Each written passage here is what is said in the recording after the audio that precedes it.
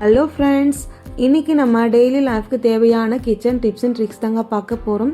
இது கூடவே நம்ம சமையல் டிப்பும் பார்க்க போகிறோங்க. நம்ம வீட்டில் ரேஷன் அரிசி இருந்தால் போதுங்க. ஒரு டீஸ்பூனுக்கு மட்டும் நீங்கள் ரேஷன் அரிசியில் கம்போர்ட் ஊற்றி பாருங்கள், நீங்களுமே ஷாக் ஆவீங்க. அது என்னன்னு சொல்லி வீடியோக்குள்ளே போய் பார்க்கலாம். நீங்கள் யாராச்சும் ஃபஸ்ட் டைம் வீடியோ பார்க்குறதுனா மறக்காமல் வீடியோக்கு லைக் பண்ணுங்கள், சப்ஸ்கிரைப் பண்ணிவிட்டு ஆல்ரெடி பெல் பட்டன் இருக்குது, அதுவுமே நீங்கள் ஆன் பண்ணி வச்சுக்கோங்க. அப்போ தாங்க நம்ம போகிற வீடியோஸ் எல்லாமே உங்களுக்கு உடனுக்குடனே நோட்டிஃபிகேஷனாக வந்துடும். இப்போ வாங்க நம்ம வீடியோக்குள்ள போலாம். ஃபஸ்ட்டு டிப்பு என்னன்னு சொல்லி பார்க்கலாம் வாங்க. நம்ம நிறைய பொருட்கள் பார்த்தீங்கன்னா ரேஷன் கடைகளில் கிடைக்கக்கூடிய பாமாயில் எண்ணெயை நம்ம அப்படியே வாங்கி நம்ம அப்படியே சமைச்சு சாப்பிடுவோம் இல்லையா? அந்த மாதிரி நம்ம பண்ணக்கூடாது. ஏன் நீங்கள் பார்த்தீங்கன்னா நிறைய பேருக்கு ஒத்துக்காது. அதாவது ஒவ்வொருத்தருக்கும் ஒவ்வொரு மாதிரி ஹெல்த் ப்ராப்ளம் வர செய்யுங்க. அந்த மாதிரி எந்த ஒரு ப்ராப்ளம் வரக்கூடாது நீங்கள் நினச்சிங்கன்னா மறக்காமல் இதை நீங்கள் செஞ்சுக்கோங்க. ஃபஸ்ட்டு பார்த்தீங்கன்னா ஒரு கடாய் எடுத்துக்கிட்டேன். கடாய் எடுத்துகிட்டு எண்ணெய் பேக்கெட் கட் பண்ணிட்டு நம்ம எண்ணெய் ஃபுல்லாகவே கடாயில் ஊற்றிக்கலாங்க. அதுக்கப்புறம் நம்ம கேஸ் ஸ்டவ் ஆன் பண்ணிட்டு கடாயை தூக்கி கேஸ் மேலே வச்சுக்கோங்க. இது கூட நம்ம இன்னும் 2 பொருள் நம்ம சேர்க்கணுங்க. இந்த எண்ணெய் ஃபுல்லாக நல்லா காஞ்சி விட்டும். அதுக்குள்ளே நம்ம இந்த 2 பொருள் என்னன்னு சொல்லி பார்க்கலாம். நான் இன்றைக்கி பார்த்தீங்கன்னா புளி எடுத்துருக்கேன். நான் எடுத்துக்க பாருங்கள். இந்த அளவுக்கு நீங்கள் புளி எடுத்துக்கலாம். புளி எடுத்துகிட்டு நல்லா நம்ம வடையெல்லாம் தட்டு வழியாக பிளாட்டாக அது போல் நீங்கள் புளி இது போல் நல்லா பிளாட்டாக நீங்கள் தட்டிக்கோங்க. இந்த மாதிரி நீங்கள் தட்டி விட்டால் பின்னாடி பார்த்தீங்கன்னா ஒரு 1/4 டீஸ்பூனுக்கு மட்டும் நம்ம கல்லுப்பு எடுத்துக்கலாம். கல்லுப்பு எடுத்துகிட்டு அந்த புளி உள்ளுக்குள்ளே சென்டரில் நீங்கள் வச்சு விட்டுருங்க. எக்காரணம் கொண்டு நீங்கள் சால்ட் யூஸ் பண்ணக்கூடாது, கல்லுப்பு மட்டும்தாங்க யூஸ் பண்ணணும். கல்லுப்பு நம்ம சேர்த்ததுக்கப்புறம் பார்த்தீங்கன்னா புளியை வச்சு நல்லா நம்ம க்ளோஸ் பண்ணிக்கணுங்க.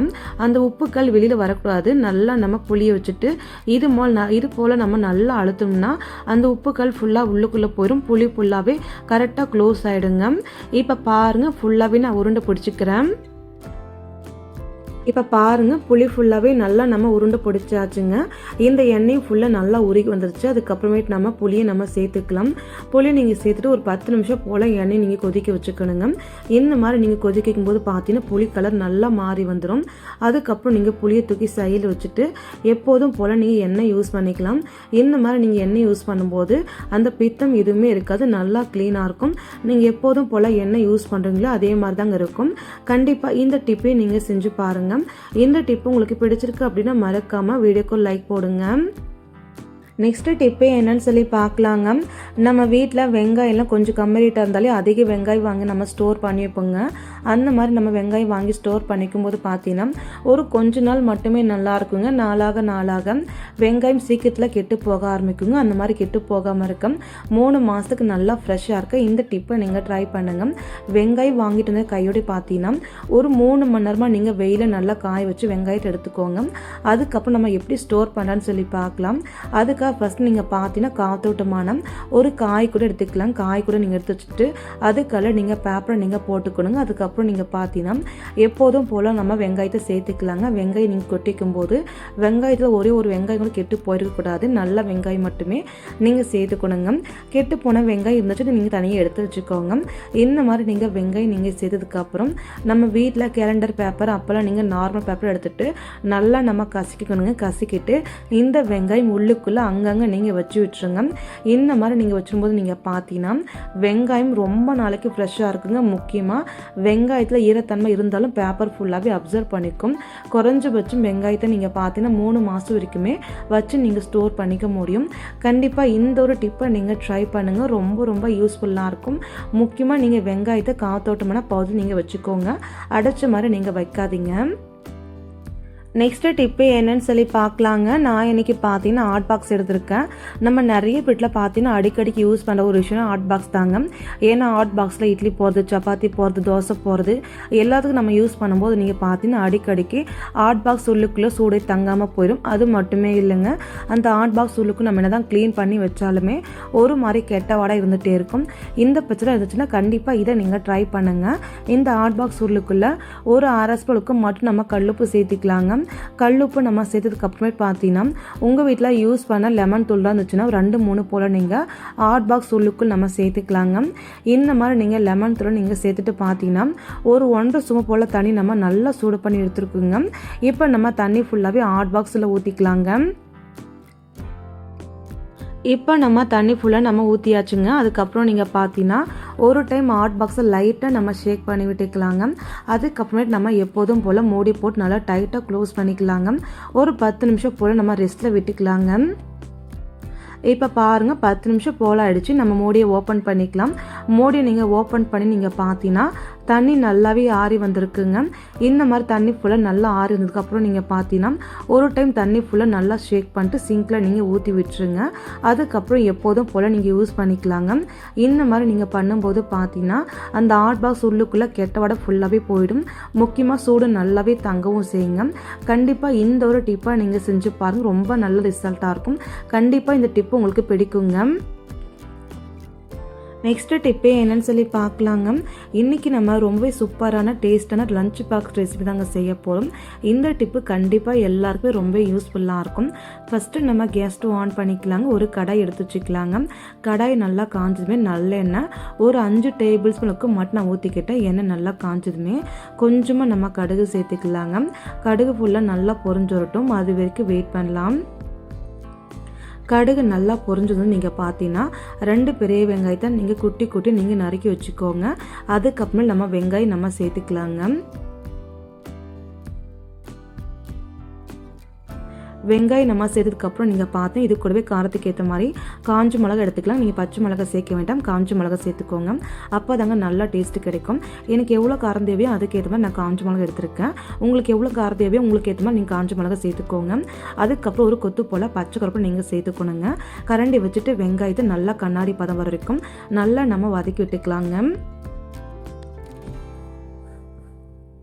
இப்போ பாருங்கள் வெங்காயம் ஃபுல்லாகவே நல்லா வதங்கி வந்துடுச்சுங்க. அதுக்கப்புறம் ஒரு 1/4 கிலோ அளவுக்கு மட்டும் உருளைக்கிழங்கு தோல் சீவிட்டு சின்ன பீஸாக கட் பண்ணிவிட்டு உருளைக்கிழங்கு நம்ம சேர்த்துக்கலாங்க. உருளைக்கிழங்கு சேர்த்ததுக்கப்புறம் ஒரு 1/2 ஸ்பூனுக்கு மட்டும் இஞ்சி பூண்டு பேஸ்ட் நீங்கள் சேர்த்துக்கோங்க. முக்கியமாக நீங்கள் உருளைக்கிழங்கு சேர்க்கும் போதாங்க இஞ்சி பூண்டு பேஸ்ட் சேர்த்துக்கணும். இந்த மாதிரி நீங்கள் சேர்த்துட்டு கரண்டி வச்சு நல்லா நம்ம வதக்கி விட்டுக்கலாங்க. இந்த மாதிரி வதக்கும்போது நீங்கள் பார்த்தீங்கன்னா உருளைக்கிழங்கு நல்லா டேஸ்ட்டு கிடைக்கும். முக்கியமாக வாய்வு தொல்லை இருக்கவே இருக்காதுங்க. நல்லா ஜீரணமும் ஆகுங்க. இப்போ நம்ம கரண்டி வச்சு நல்லா நம்ம கலக்கி விட்டாச்சுங்க. அதுக்கப்புறம் நம்ம தேவையான மசாலா எல்லாமே சேர்த்துக்கலாங்க. ஒரு 1/4 டீஸ்பூனுக்கு மட்டும் மஞ்சள் தூளும் இன்னொரு 1/4 டீஸ்பூனுக்கு நம்ம மல்லித்தூள் சேர்த்துக்கலாங்க. அதுக்கப்புறம் நம்ம காரத்துக்கு ஏற்ற மாதிரி தனி மிளகாய் தூள் சேர்த்துக்கலாம். நான் இன்றைக்கி ஒரு 1/4 டீஸ்பூன் போல் மட்டும் நான் சேர்த்துக்கிட்டேங்க. அதுக்கப்புறம் நம்ம தேவையான அளவுக்கு மட்டும் நம்ம சால்ட்டு சேர்த்துக்கலாம். கல்லுப்பு நீங்கள் சேர்த்துறாதீங்க, வெறும் சால்ட்டு மட்டுமே நீங்கள் சேர்த்துக்கோங்க. சால்ட்டுமே இப்போ நம்ம சேர்த்தாச்சுங்க. அதுக்கப்புறம் நீங்கள் பார்த்தீங்கன்னா ஒரு கரண்டி வச்சு நல்லா நம்ம வதக்கி விட்டுக்கலாங்க. எண்ணெய் எதுவுமே நீங்கள் சேர்க்கக்கூடாது. உருளைக்கிழங்கு ஃபுல்லாகவே இந்த எண்ணெயில் ஃபுல்லாக நீங்கள் வறுத்து எடுக்கணும். முக்கியமாக நீங்கள் தண்ணி சேர்க்கவே கூடாதுங்க. கரெக்டாக நீங்கள் ஒரு 7லேருந்து ஒரு 8 நிமிஷம் போல் நல்லா வதக்கி விட்டுருந்தீங்கன்னா உருளைக்கிழங்கு நல்லா வெந்து வந்துடுங்க. இப்போ பாருங்கள் உருளைக்கிழங்கு நல்லா வெந்து வந்திருக்கு. இந்த மாதிரி நல்லா வெந்து வந்ததுக்கப்புறம் நீங்கள் பார்த்தீங்கன்னா லாஸ்ட்டாக கொஞ்சமாக நீங்கள் கொத்தமல்லி தழை நீங்கள் சேர்த்துக்கோங்க. எங்கிட்ட ரவுண்டு மட்டும் கொத்தமல்லி தழை இருந்துச்சு, அதை மட்டும் நான் சேர்த்துக்கிட்டேன். அதுக்கப்புறம் நீங்கள் பார்த்தீங்கன்னா பெப்பரு ஒரு கொஞ்சம் போல் மட்டும் நீங்கள் சேர்த்துக்கணும். டேஸ்ட் இன்னும் நல்லா இருக்குங்க. அதுக்கப்புறம் நம்ம கரண்டி வச்சுட்டு நல்லா நம்ம வதக்கி விட்டுக்கலாங்க.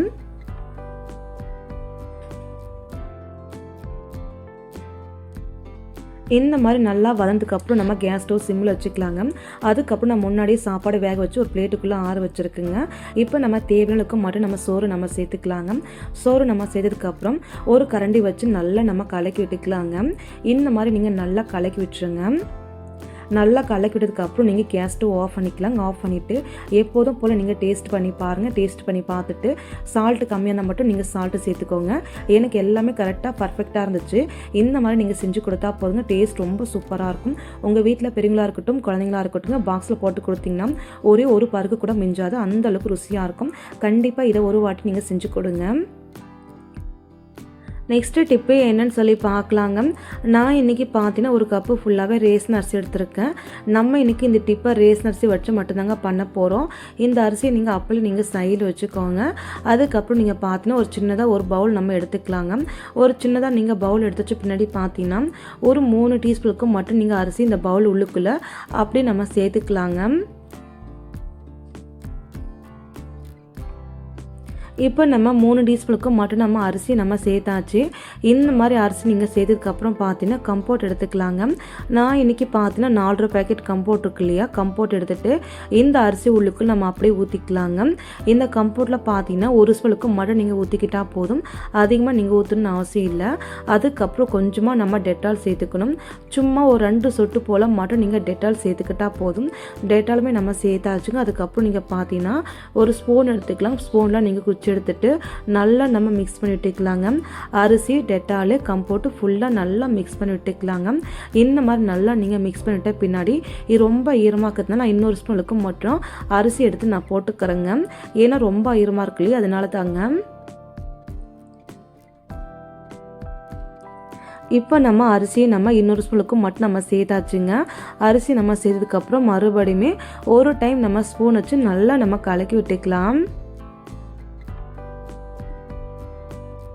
இந்த மாதிரி நம்ம அரிசியை நல்லா கலக்கி விட்டால் பின்னாடி ஸ்பூனை நீங்கள் கையோட தண்ணி ஊற்றி க்ளீன் பண்ணி வச்சுக்கோங்க.